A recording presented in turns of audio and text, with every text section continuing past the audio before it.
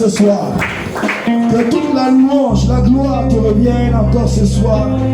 Dans le nom de Jésus que nous avons prié. Amen. Asseyons-nous. Écoutez, est-ce que vous savez, je vous informe, juste pour montrer un peu l'ampleur de la coalition des, on va dire quoi, des loges ou des cellules diaboliques contre l'œuvre de la phrase. L'orateur d'hier, il n'a pas pu venir parce qu'il s'est trouvé que dans l'après-midi, il a été comme paralysé. Est-ce que vous voyez? Quand on vous dit de prier, ce n'est pas l'amusement.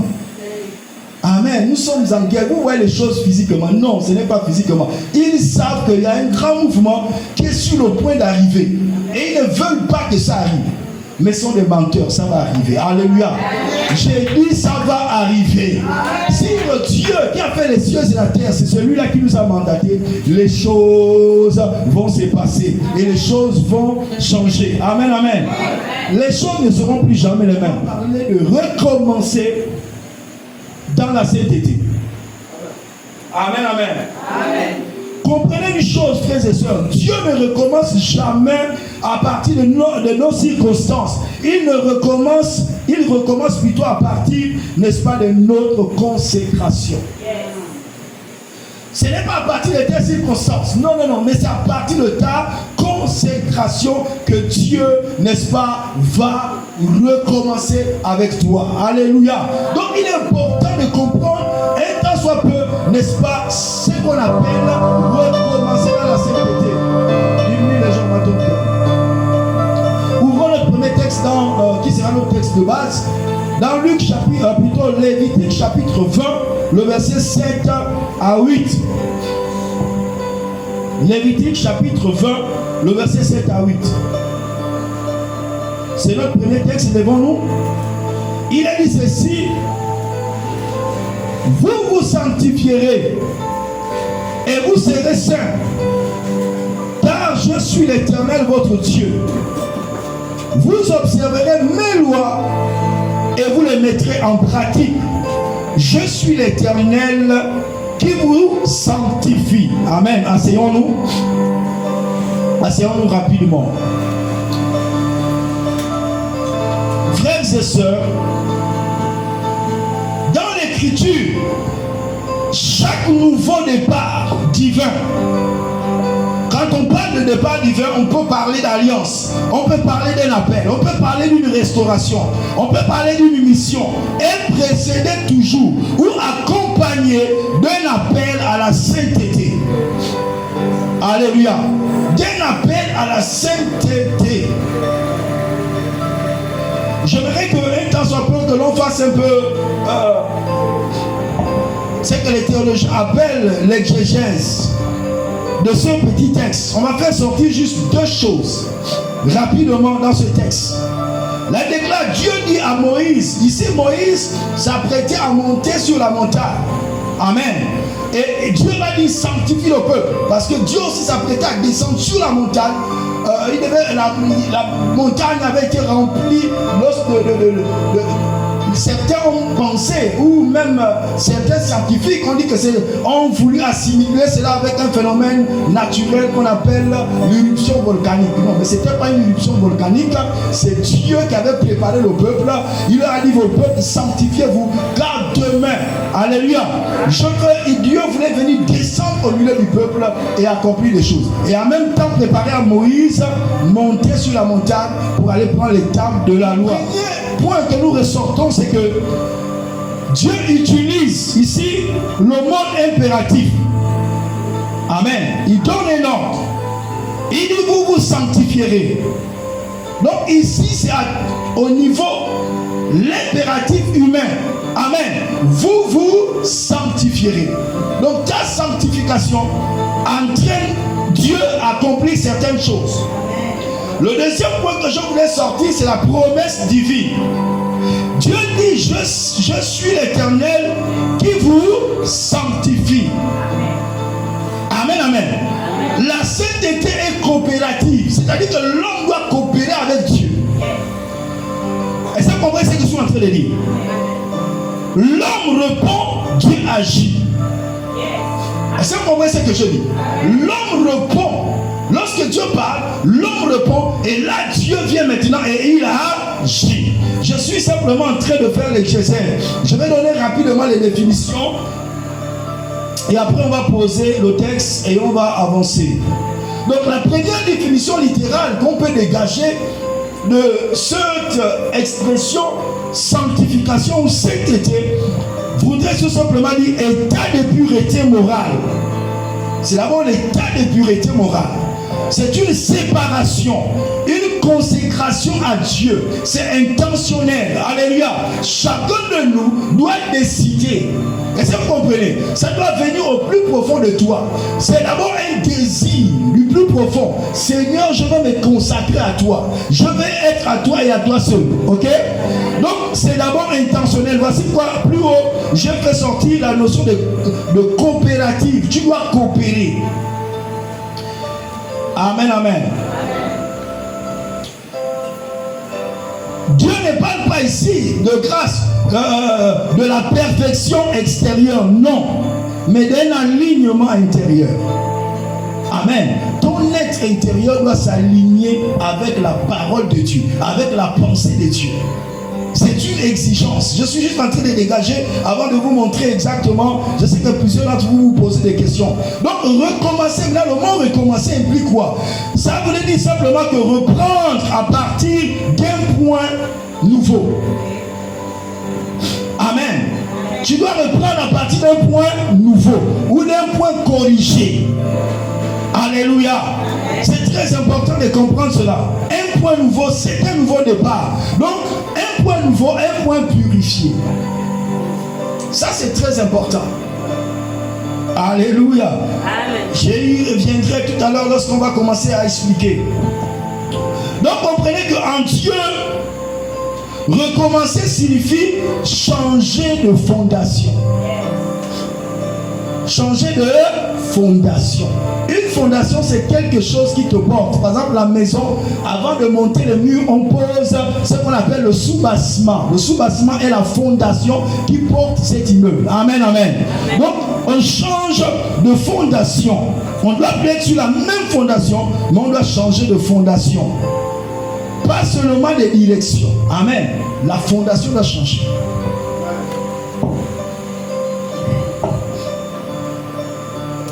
Sanctifier en hébreu signifie, on va parler, oui, en hébreu signifie Kadash. Kadash, c'est mettre à part, rendre distinct. Amen. Lorsque Dieu te dit que sanctifie-toi, ça dit que Dieu veut que tu sois distinct, qu'on te distingue. Alléluia. Que dans cette vie, que tu sois distingué. Ce mot hébraïque, la troisième sous-définition, signifie consacré à un usage sacré. Consacré à un usage sacré. C'est là vous rappelez un peu ce que Paul dit à Timothée, que dans une maison il y a plusieurs vases, mais c'est celui qui se conserve pur qui sera un vase d'honneur, utilisé à des occasions spéciales. Amen, amen. Donc c'est très important, mais c'est déjà attaché à la signification du mot hébraïque. Donc sainteté égale à changement d'usage. Tu n'appartiens plus à toi-même. Ça c'est la première fondation. Tu ne t'appartiens plus à toi-même. Je suis en train juste de dégager les définitions. Exode chapitre 19, le verset 10 dit ceci: sanctifie le peuple aujourd'hui et demain. Avant la manifestation divine, Dieu exige la séparation. Dieu exige la sanctification. Nous venons de divers milieux socio-culturels. Et ça, vous comprenez cela, et traditionnel. Notre morale, notre mentalité être a été façonnée, forgée. Et lorsqu'on vient en Christ, la première préoccupation de Dieu, c'est de nous séparer. Il a fait avec Moïse, il a fait avec Noé. Lorsqu'il a envoyé le déluge, il fallait qu'il recommence, n'est-ce pas? Dieu détruit tout. Est-ce que vous comprenez ça? Et il recommence. Avec Moïse, Moïse ne pouvait pas venir servir Dieu avec l'éducation, la formation de l'Égypte. Il fallait que Dieu l'éloigne, l'amène au désert pour sortir de lui cette éducation de la royauté qu'il avait été formaté. Il était descendu, il était devenu un berger. Est-ce que vous comprenez cela? Amen, amen. Ok. Donc, je vais sauter, je vais prendre juste un peu, pour que l'on voit un peu le caractère. Pourquoi Dieu nous demande, pas encore le pourquoi, plutôt la dimension. Qu'est-ce que la théologie, la définition théologique entend par la sainteté?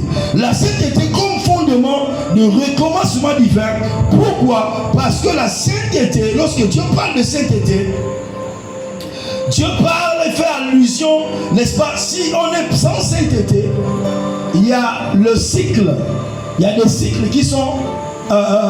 nous sommes condamnés à répéter certains cycles que nos parents ont subis. On se rendra compte que nous-mêmes aussi nous sommes maintenant là-dedans. Pourquoi? Parce que tu as mis de côté la sanctification. Tu as mis de côté l'aspect sainteté.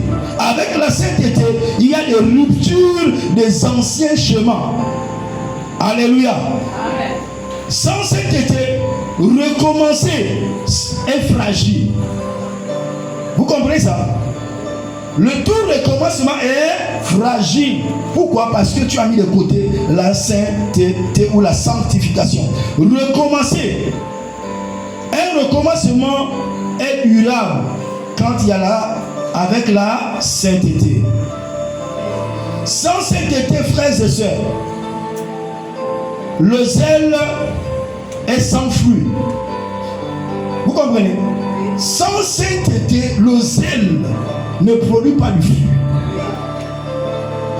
Quoi que l'on fasse, avec la sainteté, il y a ce qu'on appelle une vie féconde.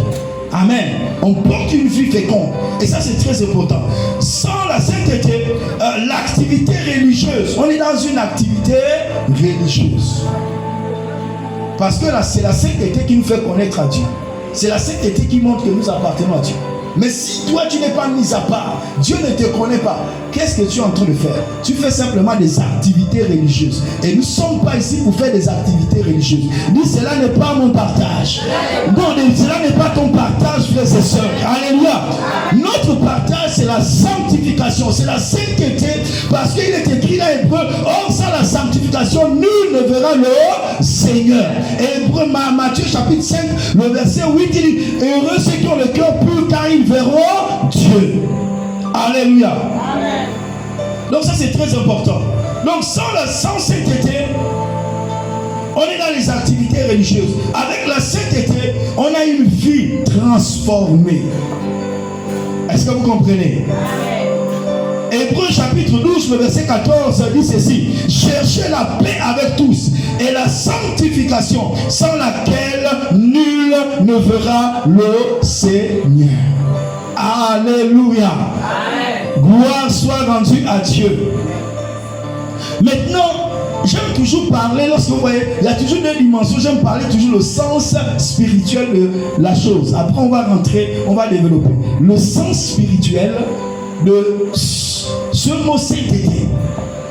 Quelquefois, ça nous amène un peu plus dans la profondeur.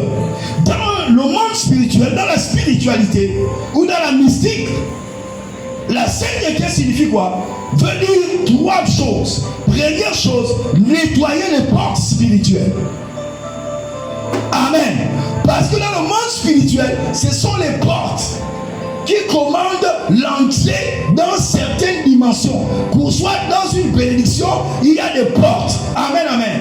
Voici pourquoi Jésus, lorsqu'il parle dans Matthieu chapitre 16, il dit à Pierre que je te donnerai les clés du royaume des cieux. Il dit, je bâtirai mon église et les portes du séjour des morts ne provoqueront pas. Les portes du séjour des morts. Mais là, au niveau des portes, il y a des esprits qui gardent les portes. Est-ce que vous comprenez? Donc, dans le monde spirituel, la sainteté signifie quoi? Il faut nettoyer ceux qui gardent les portes. Alléluia. Si vous êtes sacrificateur, il faut garder les portes de vos maisons. C'est-à-dire qu'il faut apprendre à prier aux portes de vos maisons. Il faut apprendre à sanctifier, proclamer, mettre le sang de Jésus aux portes de vos maisons. Sinon, on viendra te contrôler. Toute chose est contrôlée aux portes dans le monde spirituel. Amen. Alléluia. Ça, c'est une autre dimension que je suis en train de... La sainteté aussi signifie restaurer dans le monde, dans la dimension spirituelle, restaurer la sensibilité de la voix de Dieu. Parce que là, maintenant, on est dans le monde spirituel. Donc, la sensibilité de la voix de Dieu doit être restaurée. Là où nous sommes là, Dieu parle. Là où nous sommes, il y a des voix, il y a des images.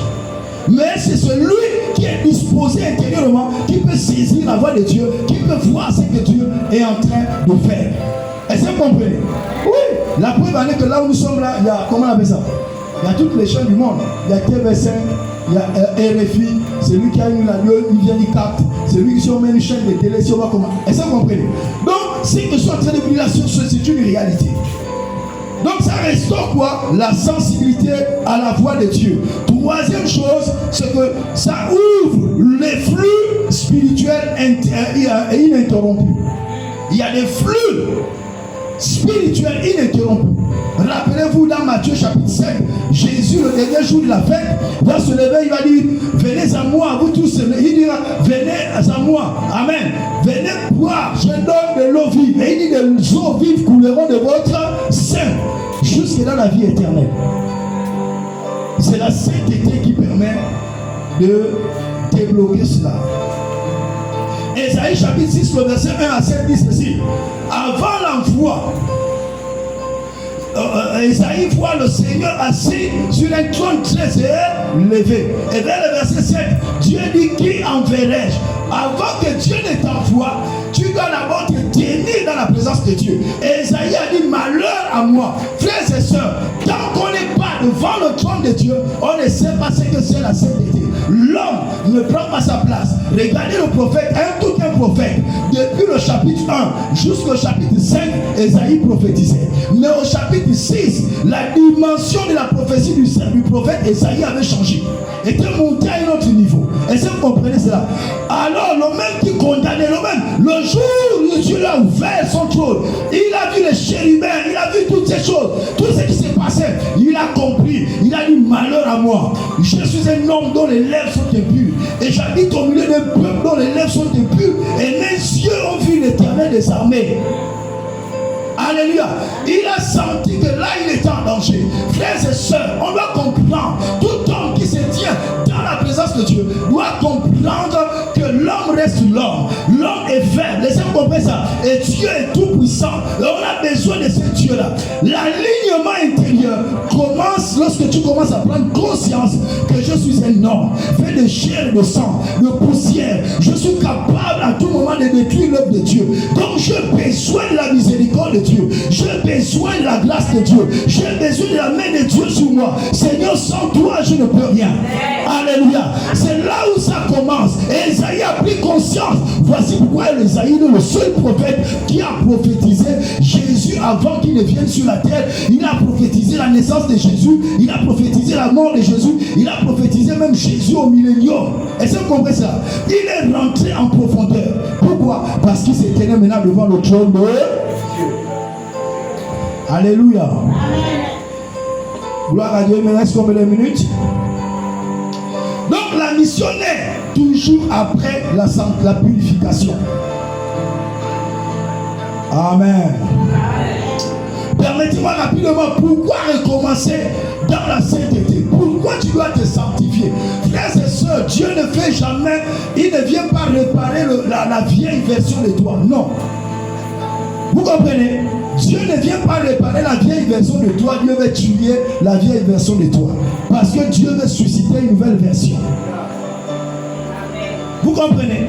La vieille version de toi qui t'amène à vivre certaines situations, que les sorciers maudissaient, que Dieu va amener cette version-là à la mort pour susciter une nouvelle version de toi qui vit selon le ciel, qui vit aligné avec le ciel.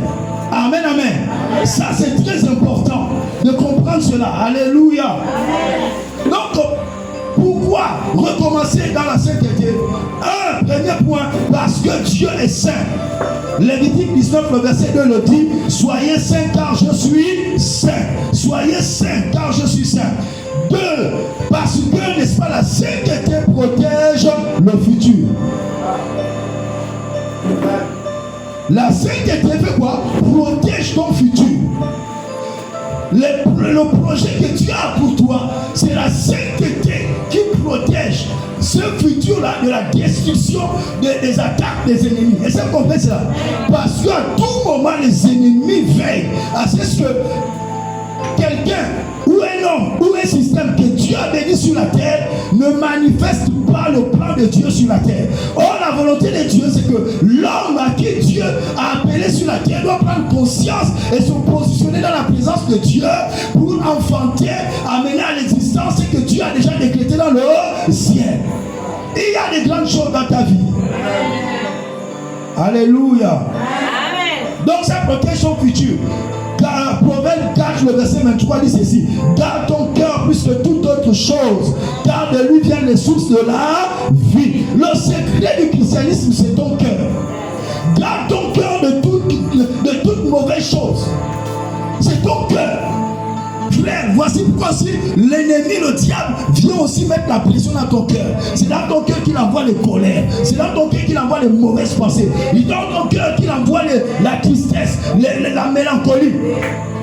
Dans Marc chapitre 7, le verset 20, Jésus dit ceci, que c'est du cœur que viennent de mauvaises pensées qui rendent l'homme impur. Alléluia. Donc ton cœur, la vie vient de ton cœur. Est-ce que vous comprenez? Lorsque tu deviens chrétien, tu dois veiller aux pensées qui entrent dans ton cœur. Voici pourquoi moi, en général, je n'aime pas les gens qui viennent me rapporter les mauvaises nouvelles. Je n'aime pas ça. Parce que vous ne savez pas la subtilité. C'est que lorsqu'on t'apporte une mauvaise nouvelle ou quelque chose, on vient te dire qu'Aristide, voici ce qu'Aristide a dit contre toi. Sans le savoir, la subtilité, c'est que quelque chose s'est déjà glissé dans ton cœur et est venu polluer ton cœur. C'est comme un liquide blanc dans un verre. On prend genre un liquide sale ou du coca, on met, vous allez voir tout de suite la coloration a changé. C'est ce que l'ennemi fait. Et même si tu lèves encore, tu vas prier.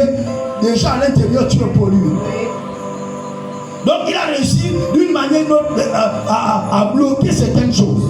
Est-ce que vous comprenez? Mais que cela ne soit plus ton partage dans le nom puissant de Jésus.